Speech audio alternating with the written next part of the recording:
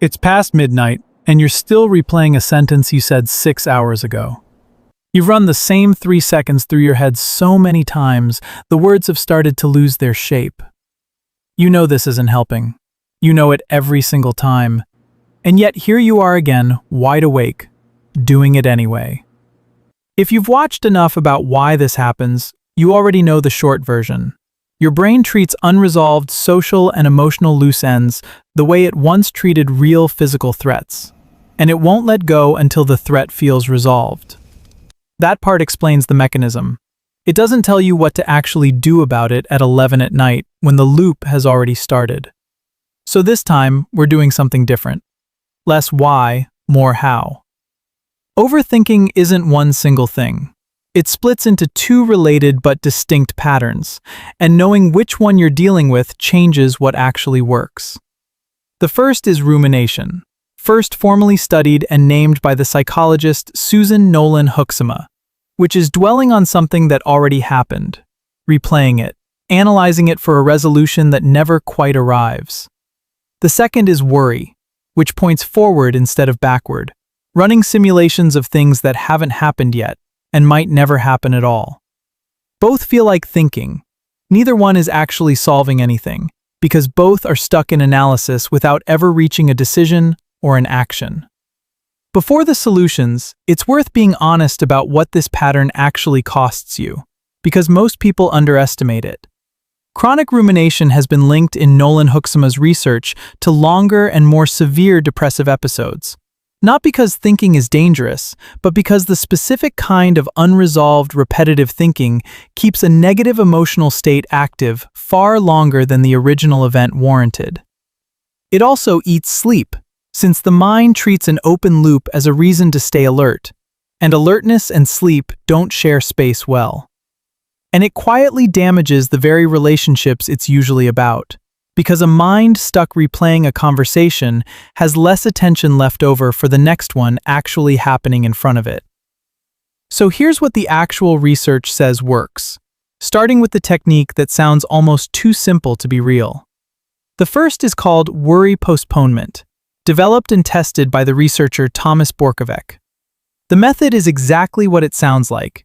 Instead of trying to suppress a worry the moment it shows up, which research consistently shows backfires and makes the thought louder, you schedule a specific, fixed window later in the day, say 15 to 20 minutes, whose only job is worrying.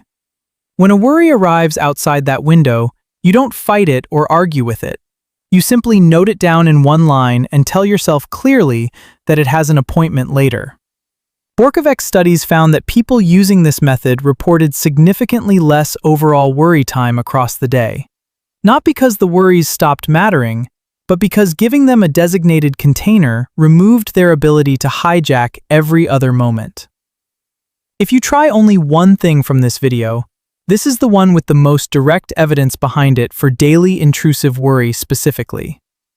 The second technique targets rumination more than forward-looking worry, and it comes from research by the psychologist James Pennebaker on expressive writing.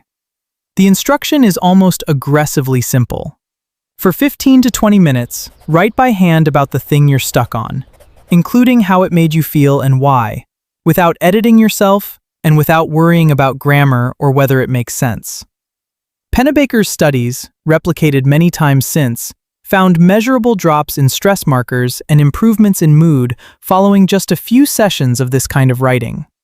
The mechanism seems to be that rumination lives comfortably in vague, circular thought, but writing forces the vague into specific words on a page, and specific words are far easier for the mind to file away as handled than a feeling that keeps shape-shifting in your head.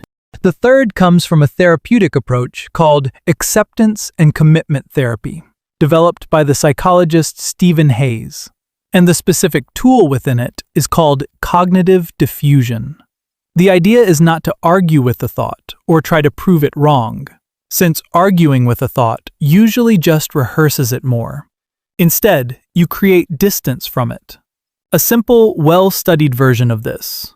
When the same worried thought loops back, mentally prefix it with the phrase, "I'm having the thought that," before the thought itself. Instead of, "I said something wrong," it becomes, I'm having the thought that I said something wrong. That small linguistic shift moves the thought from something you are inside of to something you are simply observing. And Hayes's research found this consistently reduces how much a thought is believed and how strongly it's felt, even though the words of the thought haven't changed at all. The fourth is less a technique and more a piece of information that changes how the other three work. Rumination reliably gets worse in silence and stillness, which is exactly why it spikes at night.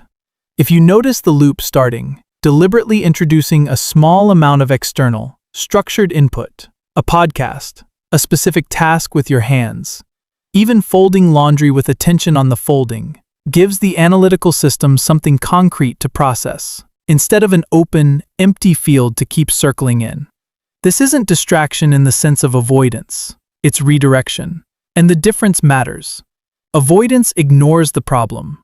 Redirection simply refuses to let the problem run unsupervised.